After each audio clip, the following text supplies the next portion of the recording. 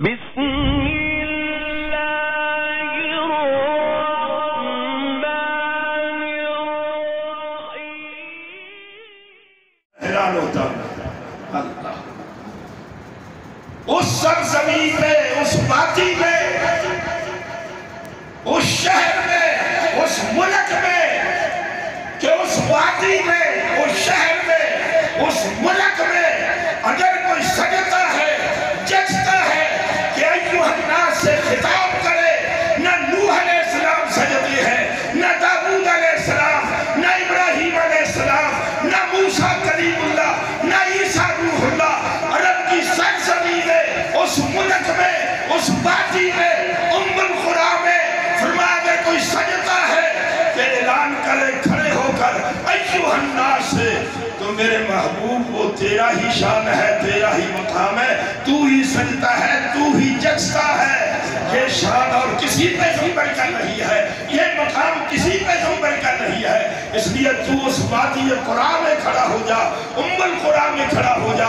اس لیے آپ کو امی بھی کہتے ہیں، یہ بحث میڈیا پہ چل رہی ہے، امی کا معنی کیا ہے، مفہوم کیا ہے، اور آپ سن رہے ہیں، میڈیا میں دیکھ رہے ہیں۔ فرما ام القریٰ وہ بستی کا نام ہے، وہاں جنم لینے والا، وہاں پیدا ہونے والا، وہاں دین توحید کی تبلیغ کرنے والا وہ امی ہے۔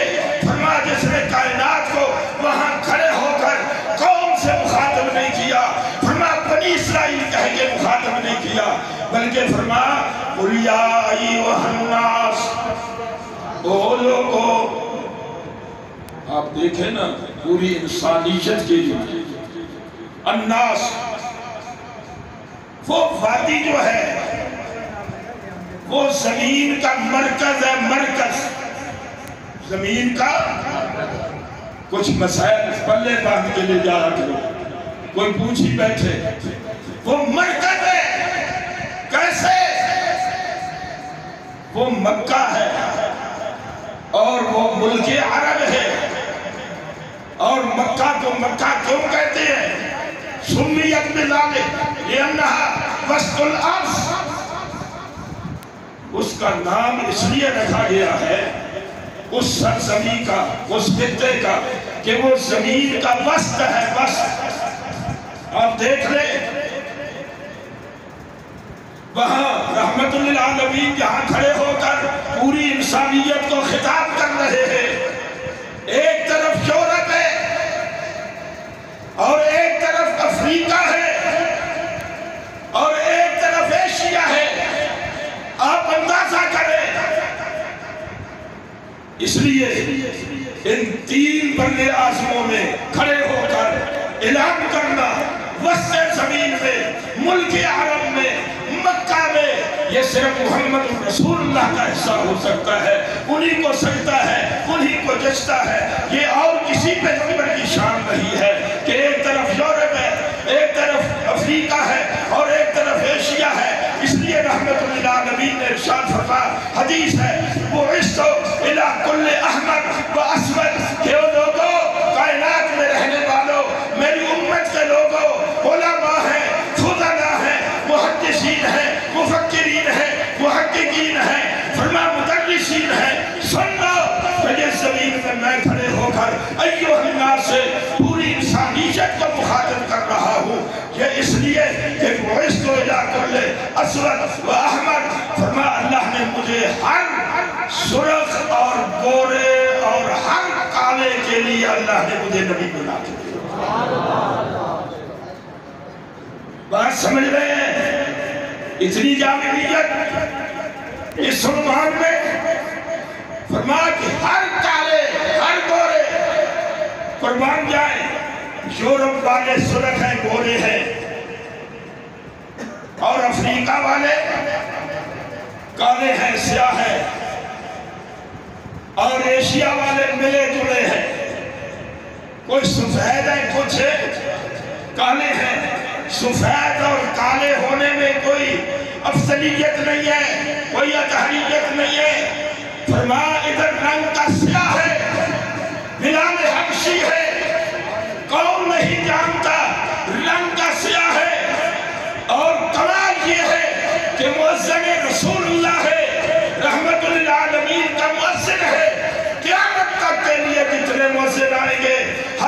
بستی میں اذانیں دیں گے، ہر مسجد میں اذانیں دیں گے، ہر شہر میں اذانیں دیں گے، ہر ملک میں اذانیں دیں گے، لیکن سید المؤذنین دن قیامت کے تمام مؤذنوں کا سردار وہ سیاہ کالے رنگ والا بلال ہی تو ہوگا۔ نعرہ تکبیر، اللہ اکبر۔ وہاں فرمایا مجھے اللہ نے بھیجا ہے ہر صرف گورے کی طرف اور ہر سیاہ کی طرف۔ اور ایک اور حدیث میں آیا بُعِثْتُ إِلَى النَّاسِ جَمِيعًا بُعِثْتُ إِلَى الْخَلْقِ جَمِيعًا کہ اللہ نے مجھے تمام کائنات کے لیے نبی بنا کے بھیج دیا ہے۔ سوال یہ ہے آپ کہتے ہیں یہ کتاب آخری کتاب ہے، دلیل کیا ہے؟ آپ کہتے ہیں ہم آخری امت ہیں، دلیل کیا ہے؟ آپ کہتے ہیں یہ کعبہ آخری ہے، اس کی دلیل کیا ہے؟ دلیل وہی خاتم النبیین کی ہستی ہے جس کا عنوان ہے مقصد احمد مصطفیٰ۔ وہی دلیل ہے۔ کیوں؟ قرآن یہ آخری کتاب ہے، خاتم الکتب۔ بات سمجھ رہے ہیں؟ آخری کتاب، اس کے بعد کوئی کتاب نہیں۔ دلیل کیا ہے؟ وہ بھائی کتاب اس لیے نہیں کوئی اور آئے گی جب نبی نہیں آنا، جب نبی نے نہیں آنا۔ دلیل کیسی؟ بھائی تم آخری امت ہو، رحمت للعالمین نے ارشاد فرمایا انا آخر الانبیاء انتم آخر الامم، کہ تم آخری امت ہو، میں آخری نبی ہوں، تم آخری امت ہو۔ کوئی سوال کر بیٹھے تم آخری امت کیوں ہو؟ جواب کہ ہم اس نبی کی امت ہیں جو آخری ہے، تو پھر اس کی امت بھی تو آخری ہے نا۔ اگر کوئی پوچھ بیٹھے قبلہ آخری ہے، اس کے بعد کوئی قبلہ نہیں ہے، دلیل کیا ہے؟ خاتم النبیین ہے، امت کے آخری ہونے کی دلیل کیا ہے؟ خاتم النبیین ہے، کتاب کی آخری ہونے کی دلیل کیا ہے؟ خاتم النبیین ہے۔ اس لیے رحمت للعالمین نے ارشاد فرمایا انا آخر الانبیاء انتم آخر الامم ختم بی النبیون، مجھ پہ اللہ نے نبیوں کو ختم کر دیا ہے، ختم کر دیا ہے۔ میرے بعد کوئی نبی نہیں آئے گا، جو بھی آئے وہ جھوٹا اور کذاب تو ہو سکتا ہے، لیکن ایسے جھوٹے اور کذاب سے اس کے نبی ہونے کی دلیل مانگنے والا بھی دائرہ اسلام سے خارج ہے۔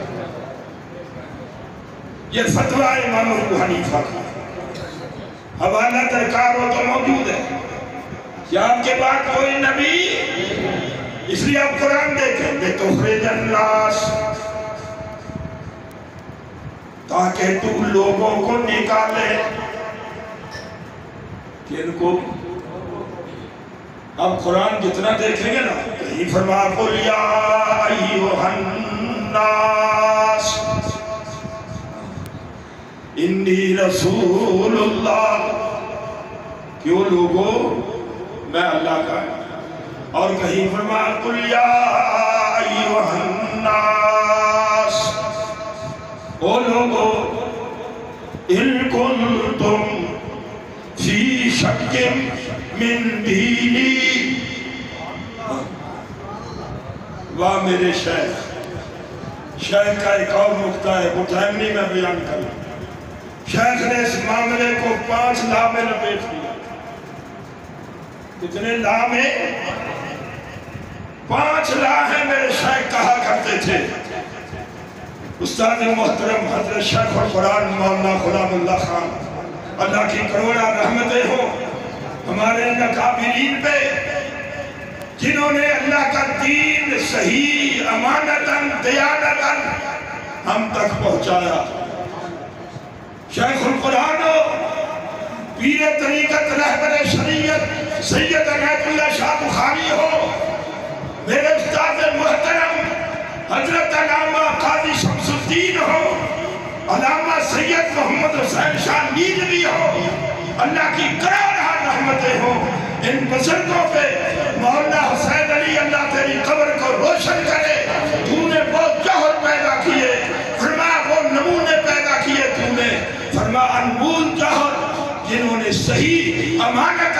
دیانتاً ہمیں یہ بتایا کہ مقصد آمد مصطفیٰ کیا ہے، امانتاً دیانتاً انہوں نے ہمارے تک یہ اللہ کی کتاب کو پہنچایا جیسا پہنچانے کا حق تھا۔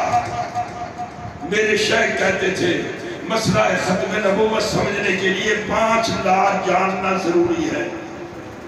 کتنے؟ نہیں جاتا، ٹائم نہیں آتا، پھر کبھی سے اللہ کہیں فرما ایوہ الناس انی رسول اللہ، اور کہیں فرما قل یا ایوہ الناس ان کنتم فی شک من دینی،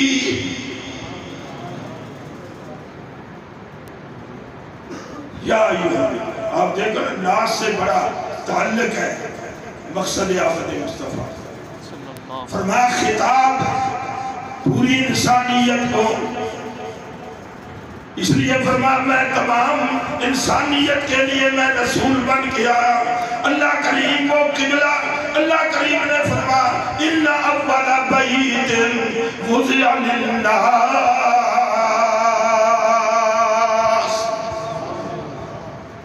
قبلہ بھی للناس، نبی بھی سبحان اللہ تو سمجھے نہیں بولنا ہے، للناس سے بولنا، وہ بیچارے کھپ کھپ کے گئے نہیں، بول دینا سبحان اللہ کہہ دینا، یہ بڑی نیکی قبلہ بھی للناس۔ اور یہ قرآن فرمایا شہر رمضان الذی انزل فیہ القرآن ھدی للناس، قرآن بھی للناس، قبلہ بھی، نبی بھی۔ اب رہ گئی امت، فرمایا کنتم خیر امت اخرجت للناس،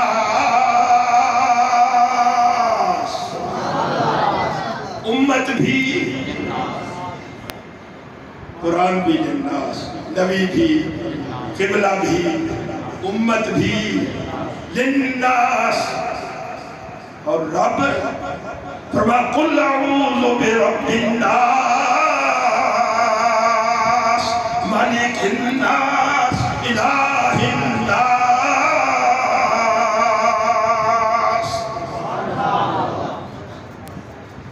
رب بھی للناس، نبی بھی للناس، قرآن بھی للناس، کعبہ بھی للناس، اور یہ امت بھی۔ یہ ہے ختم نبوت فی القرآن۔ تاجدار ختم نبوت زندہ باد، قادیانیوں پہ لعنت بے شمار، قادیانیوں پہ لعنت بے شمار۔ لعنت پہی ہے، ان کو نوے سرے انہیں کھڑو دی پہی۔ کریکٹر مرزا اگر باپ کو کھولا جائے نا، وہاں عجیبی عجوبے ہیں۔ میرا ایک مناظرہ ہوا تھا 74 میں ایک پروفیسر سے، تو ہوا بھی دوسروں کی مسجد میں تھا۔ میں گیا، اس نے اعلان کیا کہ میں اگر ہار جاؤں تو مسلمان ہوگا، میں چلا گیا۔ میں نے کہا یہ عنوان جس موضوع پہ بحث کرنی ہے، کہنے لگا یہ حیات عیسیٰ۔ میں نے کہا نہ، اس موضوع کو ثانوی حیثیت حاصل ہے، میرا اور تیرا مناظرہ ہوگا کریکٹر مرزا پہ، اس سے وہ گھبرائے۔ کیوں؟ کریکٹر مرزا میں وہ انسانی ثابت نہیں ہوتا، نبی ہونا تو درکنار، مہدی ہونا تو، مجدد ہونا تو درکنار۔ یہ بے ایمان انگریز تھا، وہ فائدہ اٹھا گیا، آیا تاجروں کے روم میں ہندوستان میں، اس نے اپنے پاؤں جمانے کے لیے امت مسلمہ کو توڑنے کے لیے اس نے یہ حربہ استعمال کیا۔ یہ انگریزی نبی جس کے نام بھی انگریزی میں، وہ بھی غلط، اور بیچارے کو نسیان اور مراقی کی مرض بھی تھی. کریکٹر انتہائی گندا ہے. اور پیغمبر اللہ کا رسول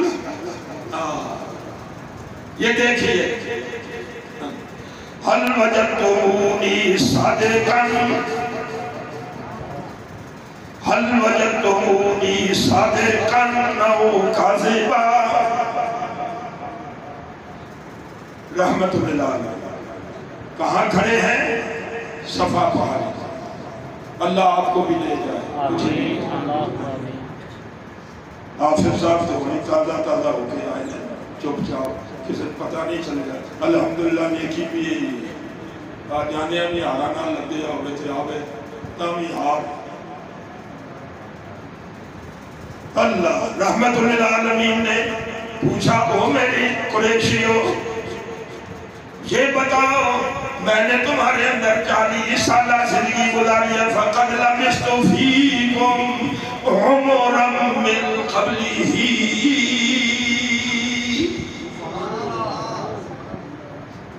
40 سنہ 40 سال رہا ہوں. حل وجدتمونی صادقا او کاذبا. کیا تم نے مجھے سچا پایا یا جھوٹا؟ 40 سالہ زندگی بڑی زندگی. تمام مکے والے بول اٹھے جربنا لک مرارا فما رأینا فیک الا صدقا.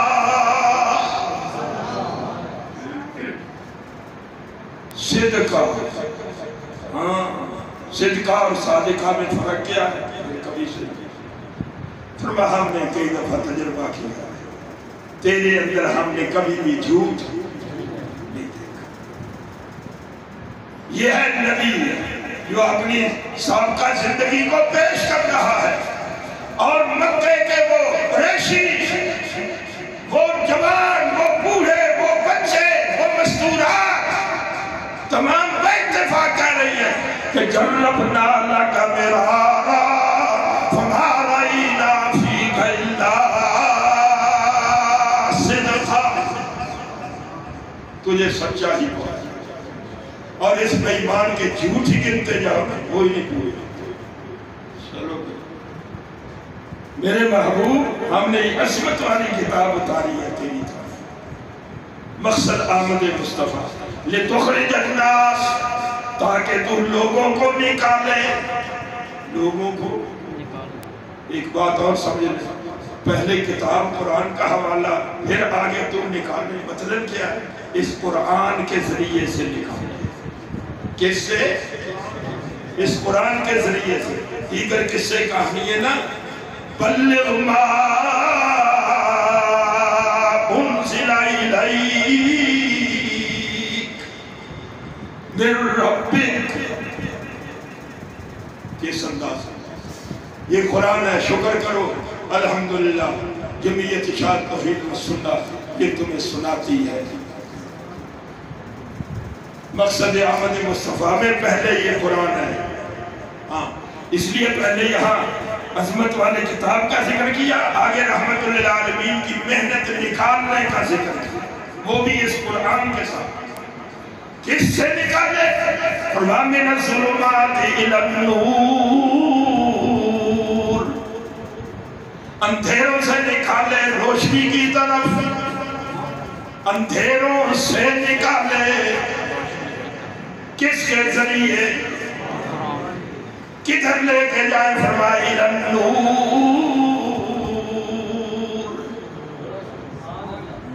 ظلمات کو جمع رکھا نور کو غفلت رکھا. کیوں؟ ظلمتیں کئی طرح کی ہیں اور نور ایک ہی ہے. نور ہاں بات سمجھے میں ختم کروں. ظلمتوں سے نکالے اعظم المقاصد. مقصد آمد مصطفیٰ میں اعظم المقاصد اعظم المقاصد اکبر المقاصد فرما اطہر المقاصد سب سے بڑا مقصد رحمت للعالمین کی آمد کا کیا تھا کہ سب سے بڑے اندھیرے سے نکال کر روشنی کی طرف لے آنا. سب سے بڑا اندھیرا کوئی آپ سے پوچھ بیٹھے وہ کون سا ہے؟ آپ کہہ دیں اِلَّا الشِّرْكَ لَظُلْمٌ عَظِيمٌ. شرک سب سے بڑا اندھیرا ہے. سب سے اندھیرا. ہاں یہ سمجھ بھی نہیں آتا. ہاں شرک جو ہے یہ بھی ظلمات میں، کفر جو ہے وہ بھی ظلمات میں، معصیت جو ہے وہ بھی ظلمات میں، خطیات جو ہے وہ بھی ظلمات میں، معصیات جو ہے وہ بھی ظلمات میں. فرمائیے ساری ظلمتیں ہیں، بدعات اور خرافات جو ہیں یہ بھی. یہ ظلمتیں کی قسم کی، ہر کا رنگ اپنا ہے، رنگ جدا ہے بدعات کا. ہر دن نیا طریقہ، سنت ایک ہی ہے. اللہ نور کی طرف فرمایا ایمان ہے وہ بھی نور، قرآن ہے یہ بھی نور، اور محمد الرسول اللہ کی سنت ہے وہ بھی نور، نماز ہے وہ بھی. اس لیے امام علی شریف مرتضیٰ رضی اللہ تعالیٰ عنہ سے کسی نے پوچھا تھا کہ رحمت للعالمین کی آمد کا مقصد کیا ہے؟ فرمایا بعث اللہ محمدہ. امام علی مرتضیٰ کا قول ہے لِيُخْرِجَ الْعِبَادَ عَنْ عِبَادَةِ الْأَوْثَانِ إِلَىٰ عِبَادَةِ الرَّحْمَٰنِ. فرمایا ہمارا پیغمبر کی آمد کا مقصد یہ ہے کہ لوگوں کو غیروں کی عبادت سے نکال کر ایک سچے رب کی عبادت پہ لگا دینا جو کہ نور ہے. یہ ہمارے پیغمبر کی آمد کا مقصد. صحابہ کرام سے پوچھا گیا، امام ابو بکر صدیق سے، فاروق اعظم سے، علی شریف مرتضیٰ سے اور حضرت عثمان دیگر صحابہ سے جب یہودیوں نے سوال کیا تھا کہ تمہارا اور تمہارے پیغمبر کا مقصد کیا ہے؟ فرمایا تمہارا پیغمبر کیوں آیا؟ اس کا مقصد کیا ہے؟ فرمایا اخراج العباد عن عبادت العباد الى عبادت رب العباد. کہ ہمارے پیغمبر کے آمد کا مقصد یہ ہے کہ بندوں کو بندوں کی عبادت سے نکال کر رب العباد کی عبادت کی طرف لے جانا. یہ ہمارے پیغمبر کا سب سے بڑا مقصد ہے. بس بھائی